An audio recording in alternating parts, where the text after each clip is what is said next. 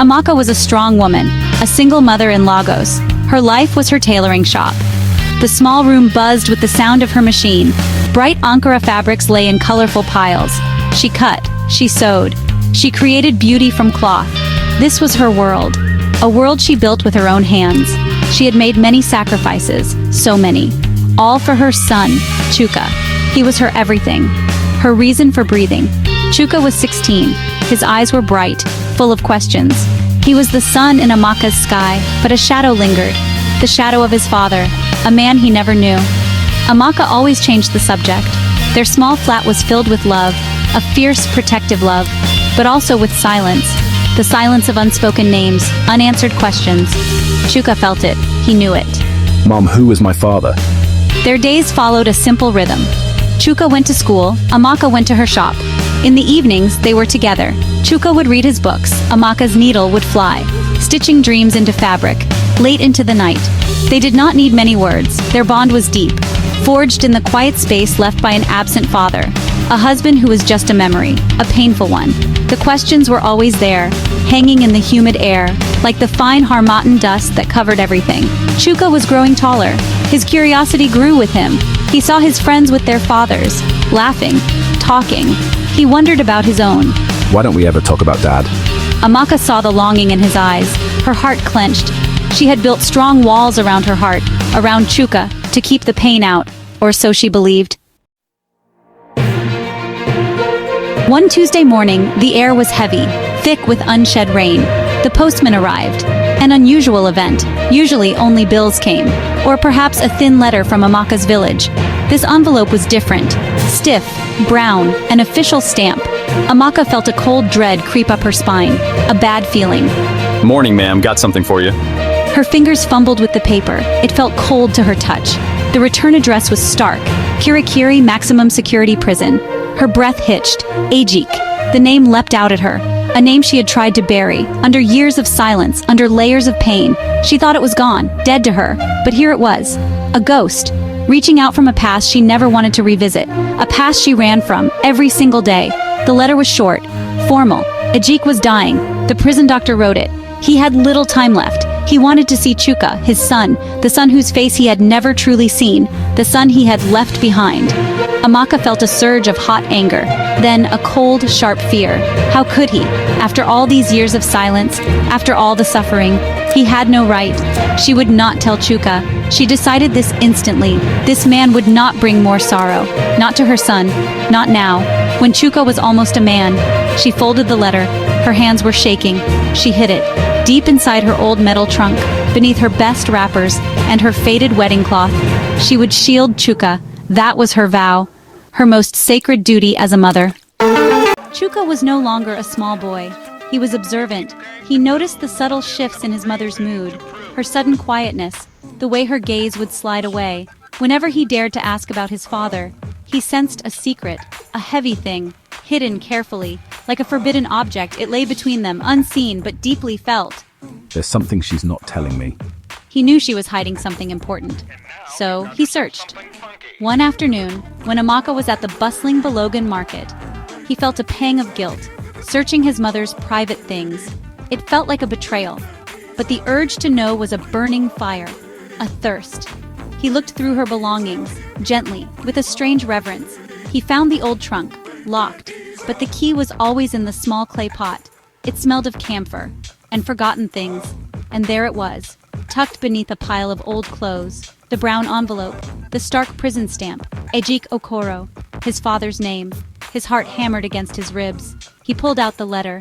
His hands trembled as he read. The words swam before his eyes. Dying, his father wanted to see him, this man, this stranger, a criminal, a dying criminal, his father. Why, Mama? Why did you hide this from me? He waited for Amaka. The letter felt heavy in his hand, like a stone. When she returned, he faced her. His voice was unsteady. Why, Mama? Why did you hide this from me? Amaka's face seemed to collapse. Tears sprang to her eyes.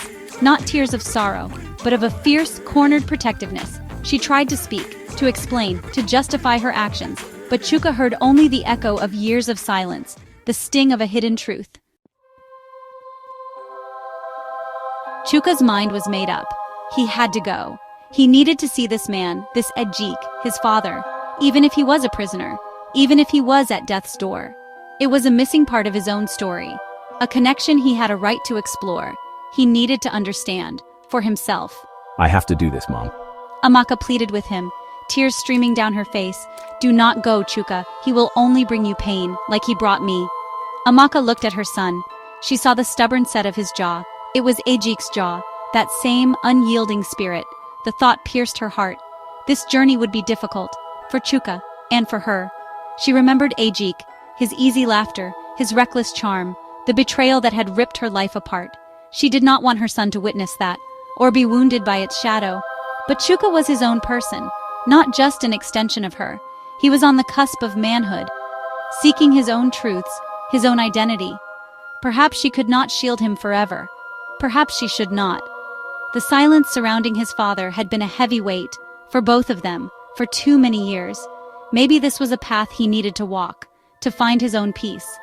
Amaka finally gave in, her shoulders slumped, her voice was a mere whisper. Go then. She gave him the small amount of money she had carefully saved, for emergencies, for a rainy day. This felt like both. Be careful, my son. Her eyes were full of unspoken fears. People are not always what they appear to be. Remember who you are, remember where you come from, remember your mother's love.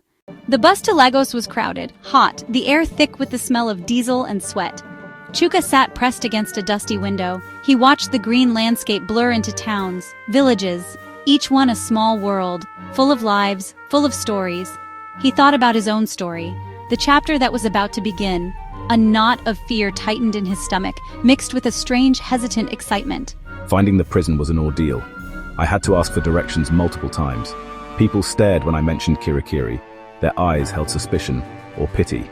The prison itself was a fortress, gray, imposing. Its walls seemed to scrape the sky. Barbed wire crowned them, glinting cruelly in the harsh sun. It looked like a place where hope went to die. He almost turned back. The guards at the gate were stern, their uniforms stiff, their questions sharp. What is your name? Who have you come to see? Ejika Okoro, prisoner C419, my father. The admission was heavy, the process was slow, demeaning. He felt a rising tide of frustration, but he remembered his mother's words. He stood firm. He waited in a bare, cold room. The air was stale, heavy with unspoken grief.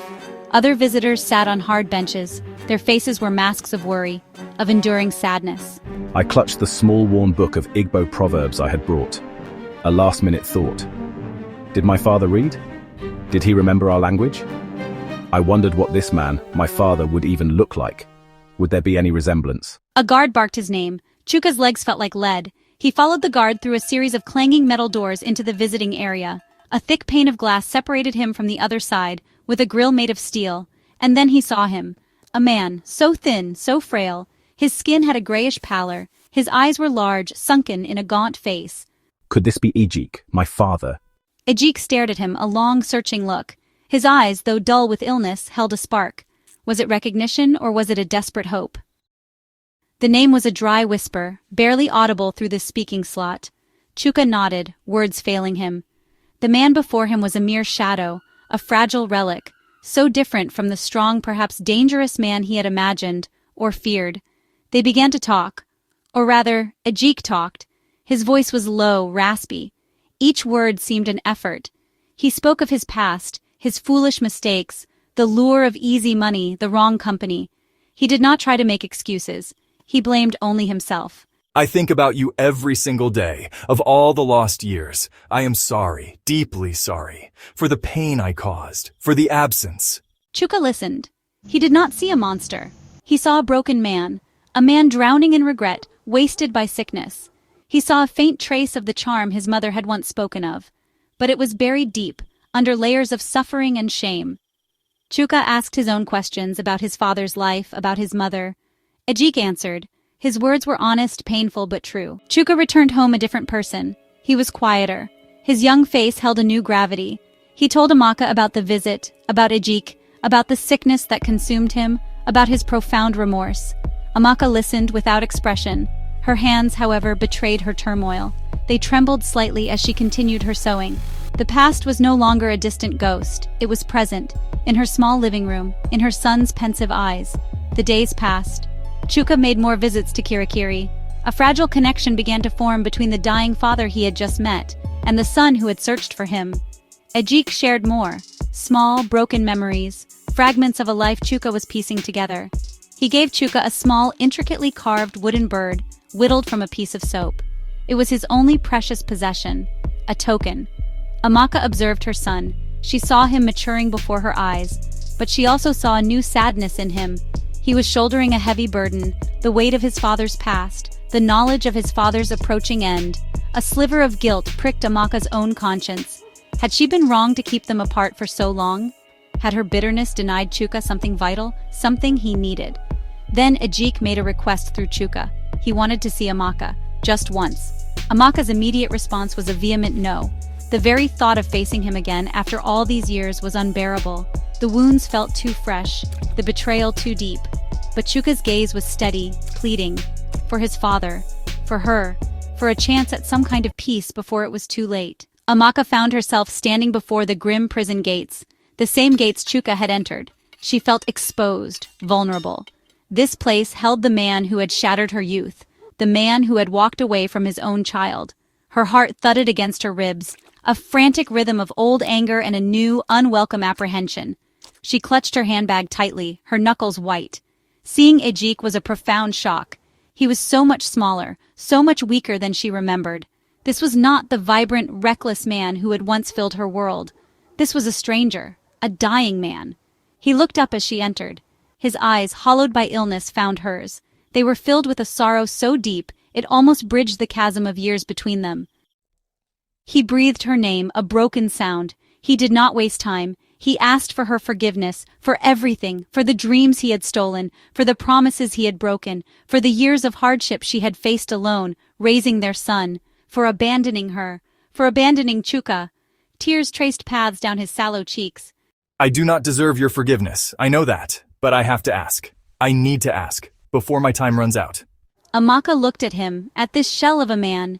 The anger she had nurtured for so long was still there, a familiar ache in her chest, but it was now mingled with something else, something akin to pity, or perhaps a weary understanding. She could not bring herself to say the words, "I forgive you," not yet. The words would not come. But she did not leave. She stayed, she listened, and in her silence a tiny seed of release began to stir. Ajik passed away a week later, in the stark quiet of the prison infirmary. Chuka was there, holding his father's thin hand. Amaka did not attend the burial. It was a simple, anonymous affair, handled by the prison authorities. But that evening, in the privacy of her small room, she lit a single white candle. She watched the flame dance. A silent farewell, a quiet letting go. Chuka grieved. He mourned the father he had only just begun to know and had already lost. Yet, his grief was not entirely dark. It was threaded with a newfound understanding. He had found answers. Painful, yes, but they were answers. He saw his father not as a monster, nor as a saint, but as a complex human being, a man who had made grave errors and who had paid the ultimate price. Amaka watched her son navigate his sorrow. She saw his resilience, his growing compassion. The truth had not broken him. It had, in some strange way, made him stronger, more complete. One evening she found herself speaking of Ajik, not with the old bitterness, but with a gentle sadness. She shared small, forgotten memories, good memories, from a time before the shadows fell. It was her own form of forgiveness, her own quiet peace. Chuka found a new direction for his life. He decided he would study law. He wanted to help people, people who were lost, people who had stumbled, like his father. He understood now that life was not simple, not just black and white, but full of shades of gray. He carried the lessons from both his parents, Amaka's enduring strength and Ajik's profound regret. He would build a better future on the foundations of forgiveness and understanding. A new dawn was breaking.